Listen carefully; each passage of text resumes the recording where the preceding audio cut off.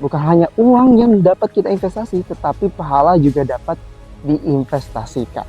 Airnya mengalir terus, maka pahala pun ikut mengalir juga kepada diri kita.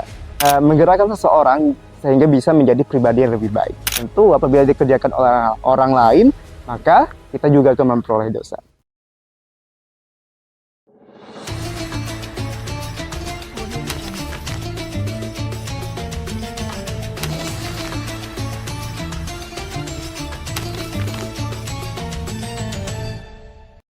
Assalamualaikum warahmatullahi wabarakatuh.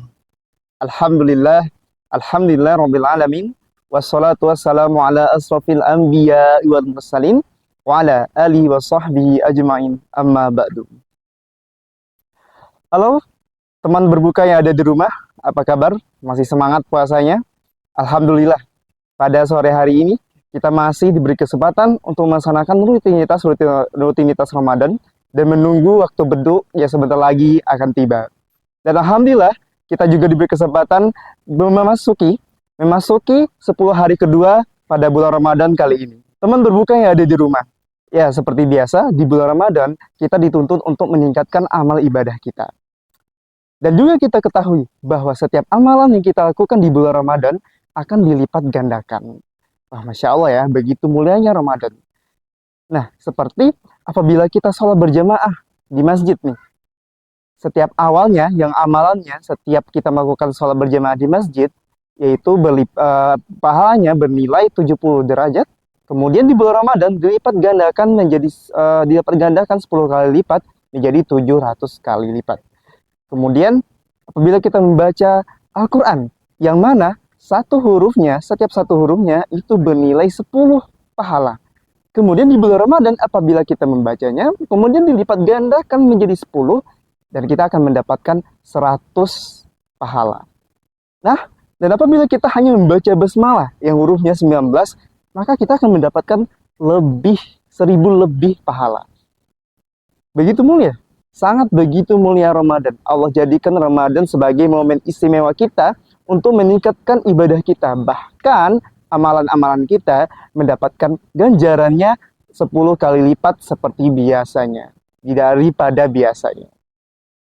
Nah, lalu bagaimana? Ya, amalan yang kita lakukan sudah dilipat gandakan, tetapi dia terus mengalir. Seperti investasi uang gitu kan. Seperti uang yang kita investasi kemudian mengalir. Nah, ternyata bukan hanya uang yang dapat kita investasi, tetapi pahala juga dapat diinvestasikan. Oke, teman berbuka yang ada di rumah. Dan itulah dapat kita sebut sebagai amal jariyah atau amal investasi. Ya, yang pertama yaitu ada sedekah jariyah. Seperti apa sedekah jariyah? Sedekah jariyah itu seperti misalnya di tempat kita atau di kampung kita, dekat rumah kita ada sedang pembangunan masjid. Kemudian kita ingin menyumbang atau mendonasikan untuk pembuatan atau pembangunan tempat wudhu. Nah, Masya Allah, apabila setiap orang yang melaksanakan wudhu ya, setiap air yang mengalir dipakai untuk berwudhu, setiap ada orang yang berwudhu, maka pahala orang tersebut juga mengalir kepada kita tanpa mengurangi pahala orang yang berwudhu itu. Nah, Masya Allah, apabila setiap hari, itu kan setiap hari, tempat berwudhu itu pasti setiap hari dipakai ya. Airnya mengalir terus, maka pahala pun ikut mengalir juga kepada diri kita. Nah, kemudian ada doa anak yang soleh. Nah, oleh karena itu sangat penting ya pendidikan agama khususnya itu sangat penting dimulai dari keluarga. Maka ini adalah tugas penting bagi orang tua terutama agar dapat mendidik anak-anaknya dengan ilmu agama, atau setidaknya kita menekankan agar anak-anak kita atau keluarganya harus mempelajari ilmu agama. Nah, untuk orang tua tidak dapat coba kita bayangkan apabila sudah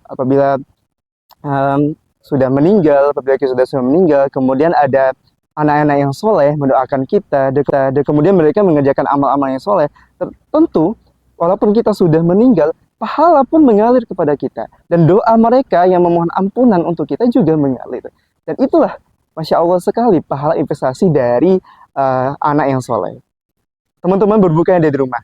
Nah, begitu juga dengan guru, penceramah, alim ulama, mereka juga menyampaikan ilmu, ilmu agama ke khalayak ramai, ke masyarakat.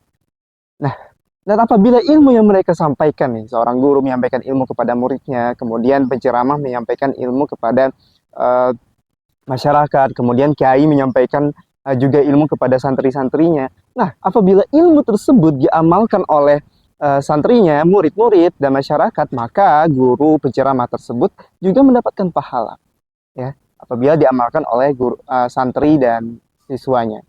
Nah, masya Allah, makanya profesi seorang guru, profesi seorang penceramah, seorang ulama itu sangat mulia, gitu kan.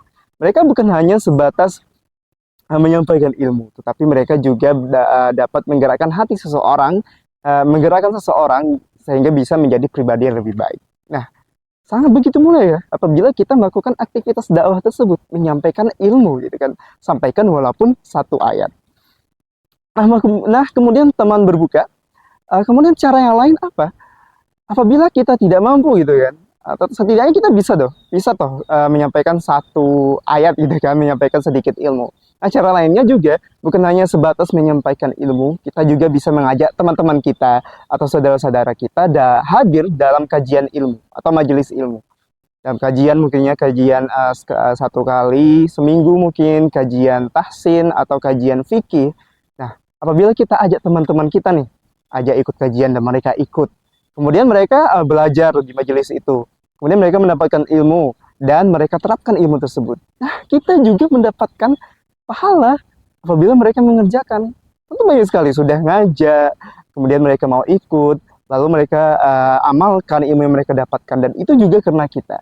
Nah, kita juga dapat ganjarannya. Oleh karena itu sangat luar biasa ya teman-teman, pahala investasi itu, apalagi dari dakwah tadi. Ya banyak amalan, ada beberapa amalan tadi ya yang bisa kita amalkan sehingga kita memperoleh pahala investasi, investasi pahala yang apabila kita lakukan, walaupun hanya sekali, tetapi hal itu terus mengalir. Seperti itu teman-teman. Nah, dan begitu juga apabila kita juga menyerukan kepada hal-hal yang buruk, kepada hal-hal yang mungkar. Ya, apabila kita menggunakan sosial media, kita menyebarkan hal-hal yang tidak harus dilakukan, itu hal-hal yang melanggar aturan Allah. Maka dosa-dosa tersebut juga akan mengalir kepada kita, dan juga ada dosa investasi namanya. Jadi bukan hanya pahala investasi, tetapi dosa investasi. Karena kita menyebarkan hal-hal yang buruk. Tentu apabila dikerjakan oleh orang lain, maka kita juga akan memperoleh dosa. Jadi itu teman-teman berbuka, ya jangan hanya uang ya, jangan hanya uang yang kita investasi, karena investasi uang itu haram ya. Jadi lebih baik kita investasi pahala, perbanyak amal di bulan Ramadan ini karena masih ada waktu, walaupun sekarang sudah 10 hari kedua, tetapi masih ada beberapa hari lagi dan kita masih punya kesempatan. Ya, mari kita syukuri dan kita manfaatkan kesempatan yang diberikan oleh Allah Subhanahu wa taala, dan semoga teman-teman dilancarkan dalam menjalankan rutinitas Ramadannya. Oke, lebih dan kurang jika terdapat kesalahan, saya mohon maaf. Wabillahi taufik wa hidayah. Wassalamualaikum warahmatullahi wabarakatuh.